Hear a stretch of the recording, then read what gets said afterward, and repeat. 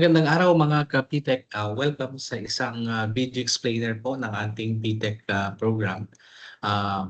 Ako po si Sir Willie and I would like to share po sa inyong lahat yung ating senior high school shaping paper para po sa mga school heads na uh, gustong makita yung ating ginagawa na may kinalaman po sa implementation ng ating senior high school curriculum. And today po, this video will present po yung ating the Strengthened Senior High School program shaping paper. Ito yung document na pwedeng magamit po natin as we prepare for our school programs, yung mga schedules, and some of the siguro mga important guides na rin na baka lang nakaligtaan natin at kung sakali makatulong po sa lahat po ng mga school heads na nandyan na gusto makita yung ating program implementation for the senior high school. So currently, ang aming school ay nag-o-offer po kami po yung isa sa mga pilot schools ng ating senior high school program, and habang ang karamihan ay mag-umpisa pa lang sa grade 11, kami po ay nasa grade 12 na for the implementation. So it's really a big challenge considering that we will also be implementing the 3-term calendar for school year 2026-2027. The document that will be presented to you ay public document naman po ito coming from our DepEd. At ito po yung ating shaping paper coming from the BCD. Ayan po. So ito po yung ating document, the Strengthened Senior High School Program Shaping Paper. So welcome po muli sa ating channel, and sa lahat po ng ating mga fellow school heads, maybe you can also comment down kung ano yung inyong mga practices, kung paano po ninyo ginagawa ito sa inyong mga eskwelahan. So ito po yung laman ng ating shaping paper coming from the BCD, ng ating Bureau of Curriculum Development.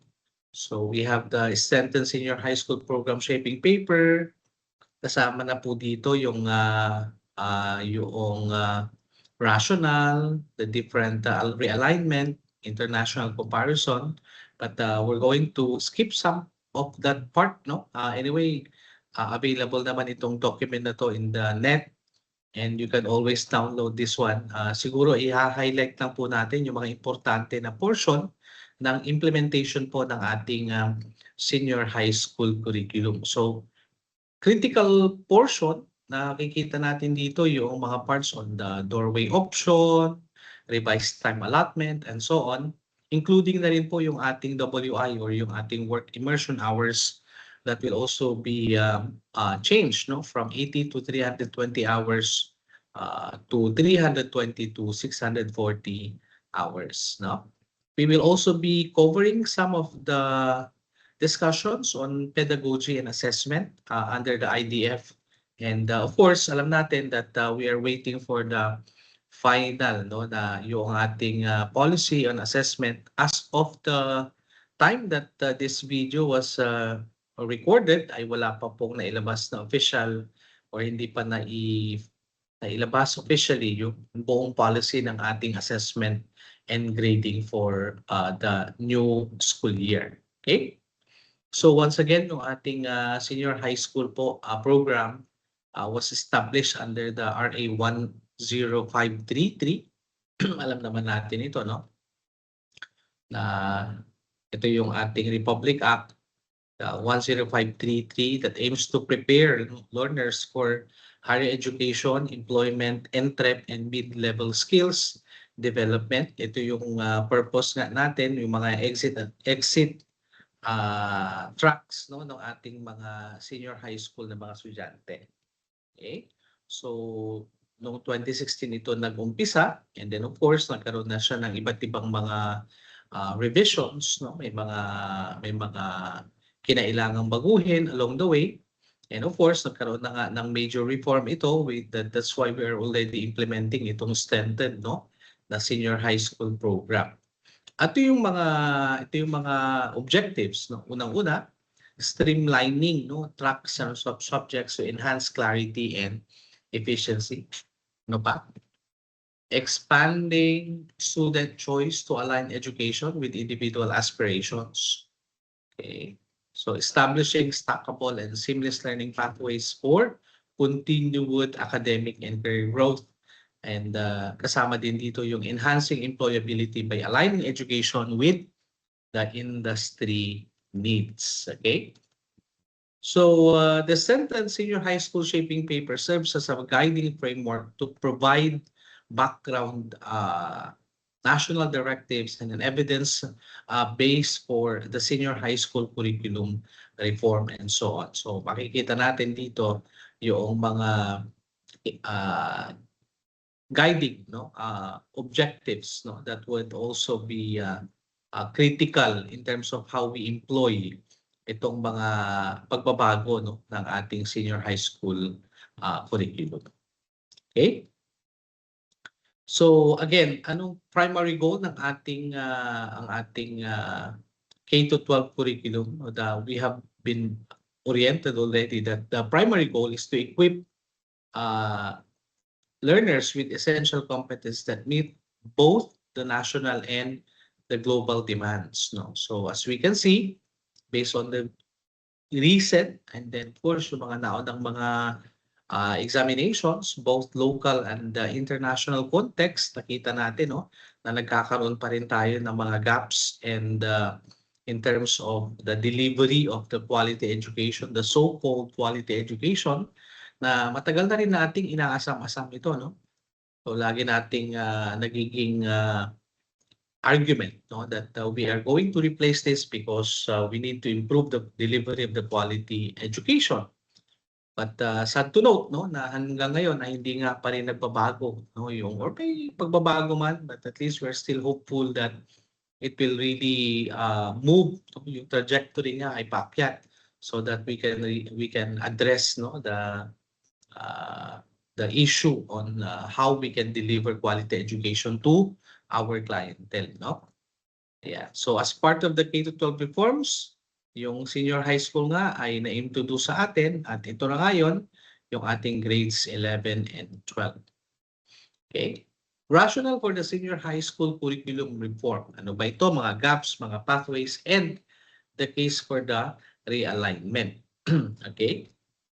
Again, yung mga punto ng ating K-12 education, basic education program ay maganda man sa papel, pero of course there are a lot of challenges along the way na kinaharap nito in the delivery of the intended learning outcomes, particularly in the senior high school level. And of course, nabanggit nga natin na yung results ng national and international assessments, kasama na dyan ang PISA, for example, ay medyo hindi ganun kaganda yung improvement ng ating learners' performance.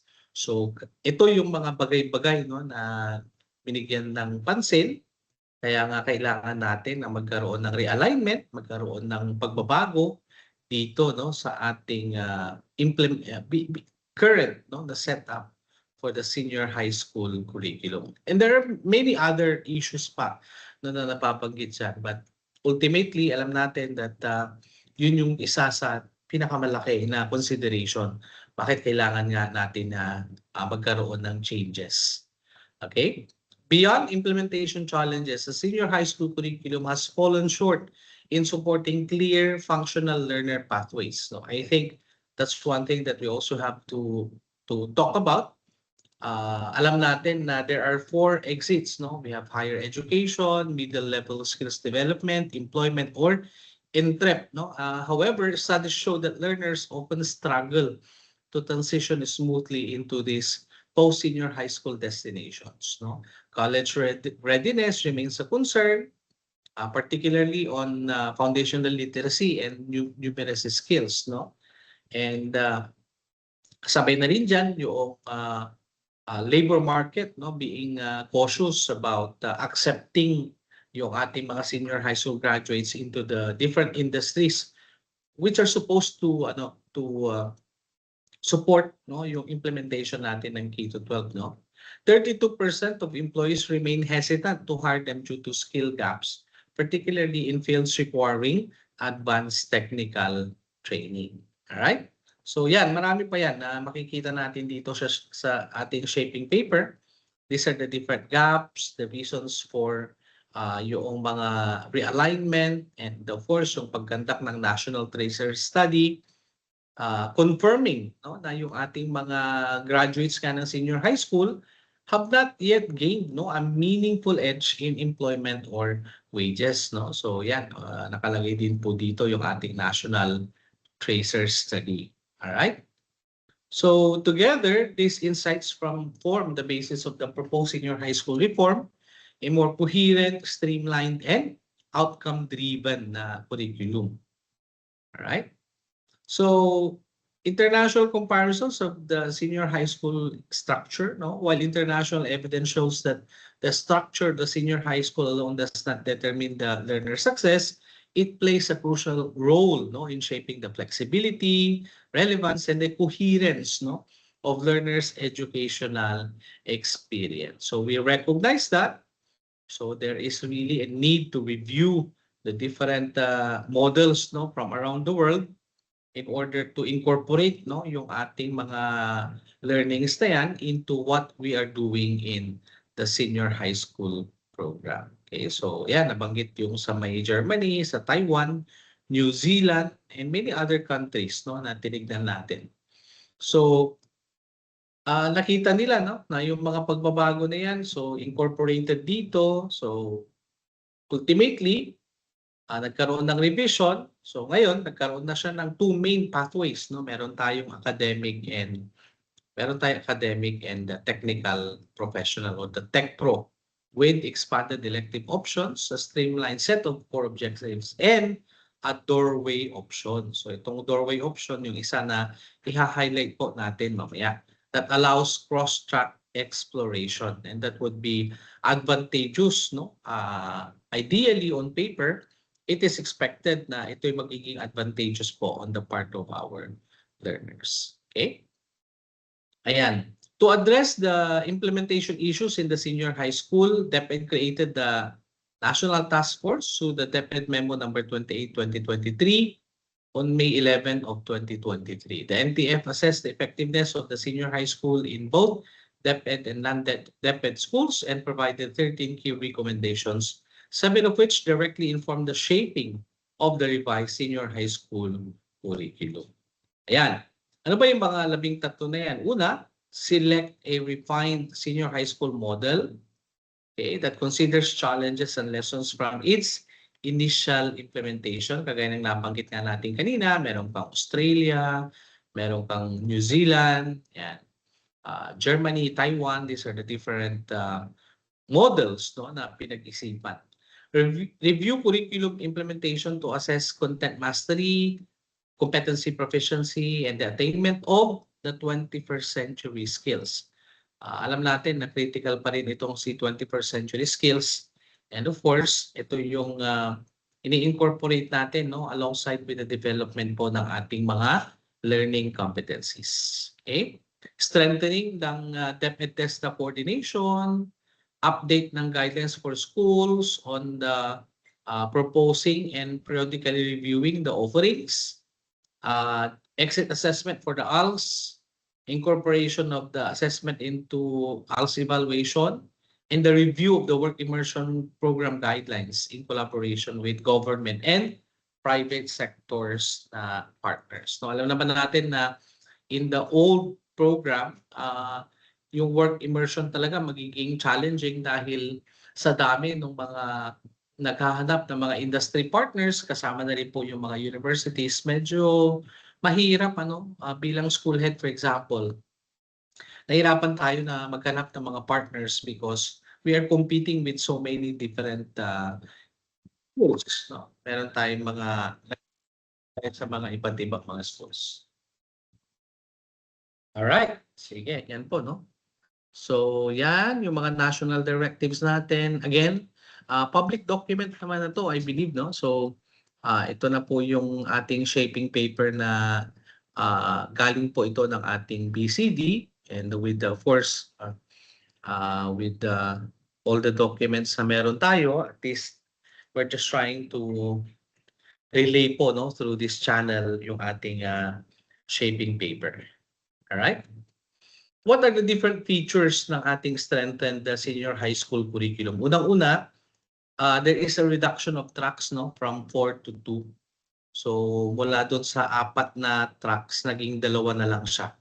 So ang current structure natin originally includes the 4 tracks. We have academic, the TBL, arts and design, and then the sports. Pero ngayon, considering the national directives, itong 2 tracks na to ay in-streamline na po natin into 2 main educational pathways, no? So we have academic track and then the technical professional track, a shift that aligns more closely with the global practices. So again, pinag-aralan yung ibang mga models, kaya ito, naiiwan na lang po yung 2 tracks natin. Okay?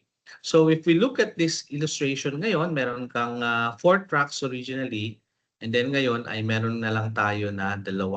So we have the academic and then we have the technical professional or the tech pro na tinatawag po natin. And then the reduction of the required subjects by streamlining the number of core subjects, academic electives, and then the tech pro electives. All right. So again, as part of the senior high school curriculum refinement, the number of required subjects has been significantly reduced, no, through the streamlining of core subjects, academic electives, and technical professional or the tech pro electives. Previously, learners were expected to complete a total of 31 subjects throughout the senior high school. Under the revised structure, however, learners will now be required to complete about 7 to 23 subjects consisting of 5 core subjects and at least 9 electives, or totaling to 960 hours for those in the academic track, or at least 2 tech pro electives, totaling to 640 hours naman, along with work immersion for those in the technical professional track. Ayan, okay?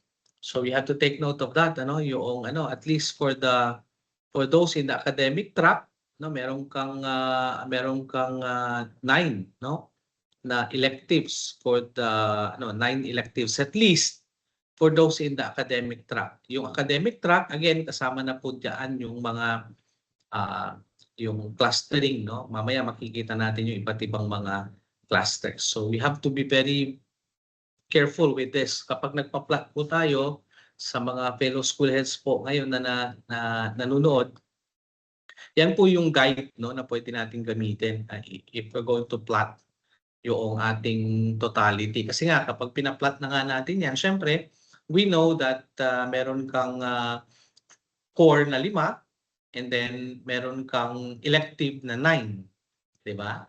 So if we're going to have the 3-term calendar, kung 3-term calendar gagamitin po natin, and if you're going to have one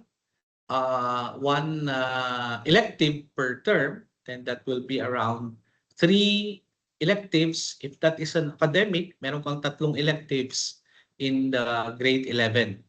And then the remaining 6 will have to be taken during the grade 12. Depende na yan kung paano yung plotting po na po pwede nyo pag-usapan as a group. And then of course, that will be approved by our higher office. Like for example, our PSDSS and our division offices. Okay? So ito na ngayon siya, dati in the current senior high school curriculum, meron pang core subjects. In the strengthened curriculum, meron pa rin core subjects yan. Okay. 5 na lang, yung naiwan dyan. And then, yung applied at saka specialized na tinatawag under the current, ay naging electives na lang pagdating po sa proposed or the strengthened curriculum. Ayan, yung pagbabago dyan. So, from the original na 15 core, naging 5 na lang. From originally 15 core subjects, naging 5 yung core subjects na ngayon.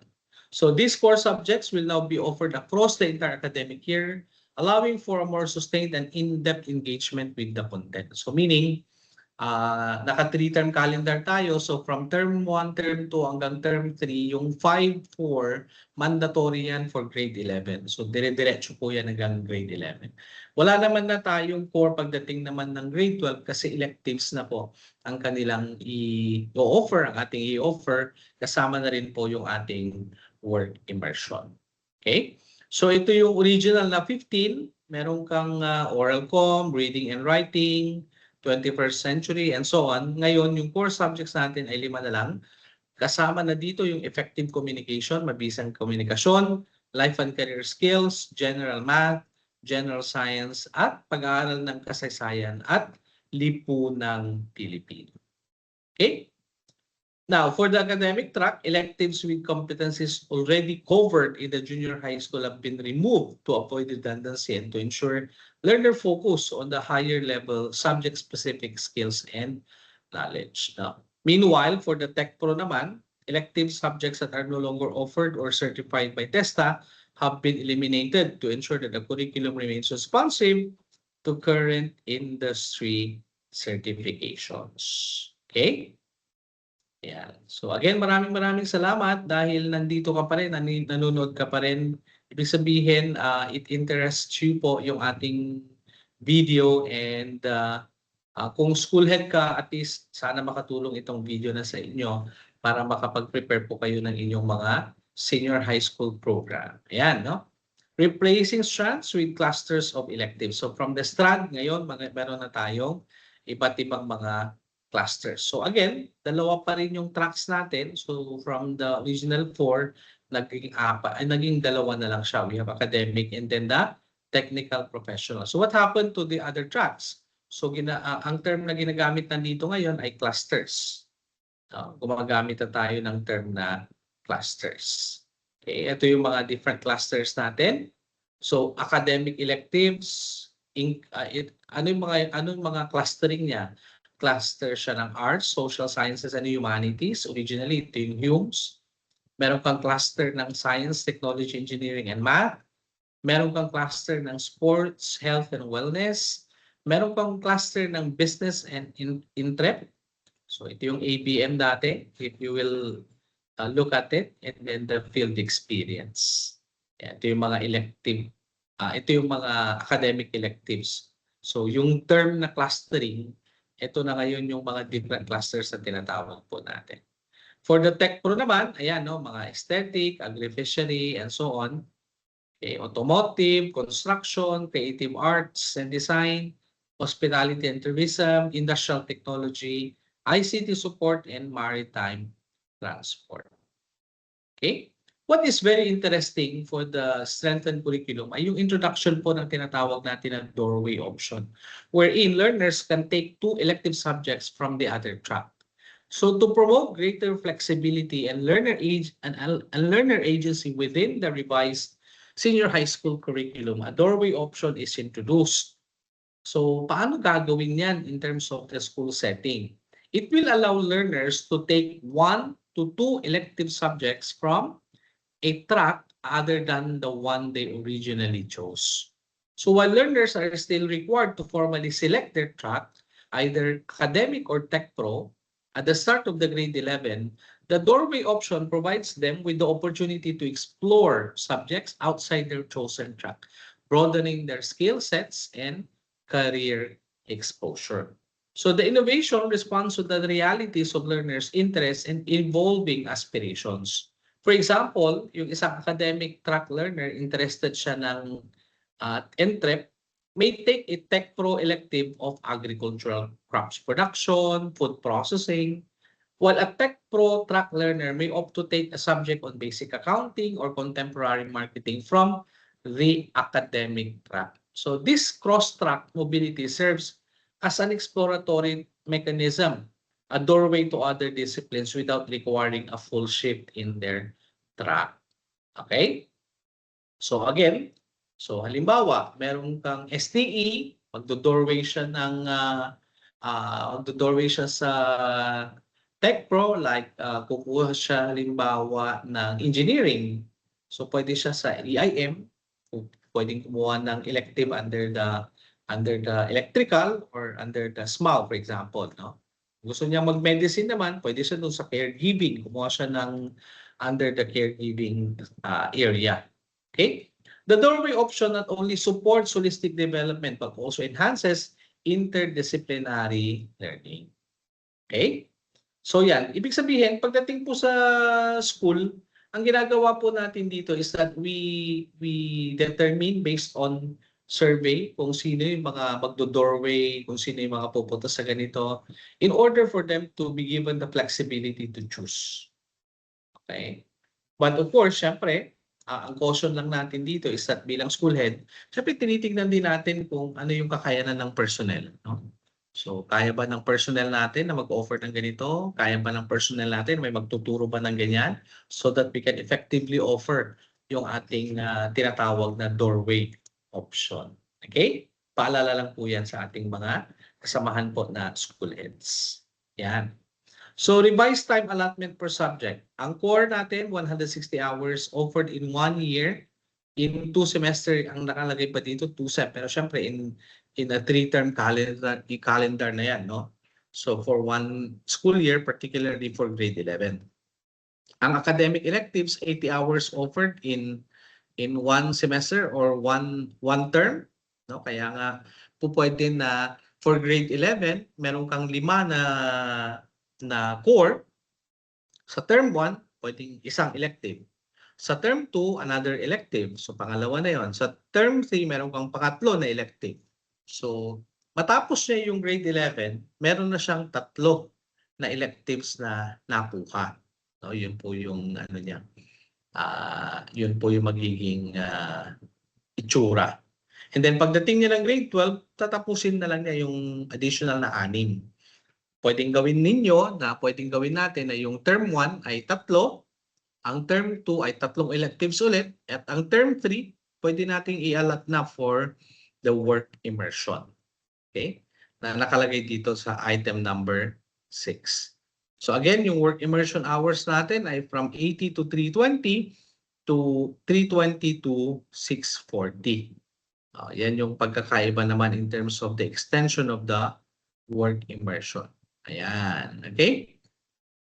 So, yan yung po yung pagkakaiba niya ngayon in terms of the different programs po na ino-offer natin in the senior high school curriculum. Alright? So, yan, no? Yung mga academic tracks na yan, yung nakapaloob, may mga core tayo, alam naman na natin yan, no? So, I will not go over with that, just giving you the bird's eye view as to what are the different cores and then the different electives. Dito sa bandang dulo, okay, by the way, itong transversal skills in the senior high school curriculum, we are referring to the 4 key domains of the 21st century skills as articulated in TEPED Order number 21, series of 2019. So we have IMTS, we have LIS, we have CS, and then the LCS. No? So, if you've been to the different trainings already, nakikita nyo na yan na meron tayong integration of all of these 21st century skills in everything that we do, particularly during the discussion and in terms of the pedagogy and the different strategies na ginagamit ng ating mga kaguruan, ay we make sure that integrated na rin, articulated na rin po ang development ng kung alin man dyan yung 21st century skills na idinidevelop po natin. Alright? So, pedagogy and assessment. I hope that you're familiar with the IDF like this one. So again, assessment, curriculum, and teaching. This is a better view of how it will be presented. Kasi 2 araw sa nakalagay. Hindi lang isang araw talaga. Kasi feedback is very critical.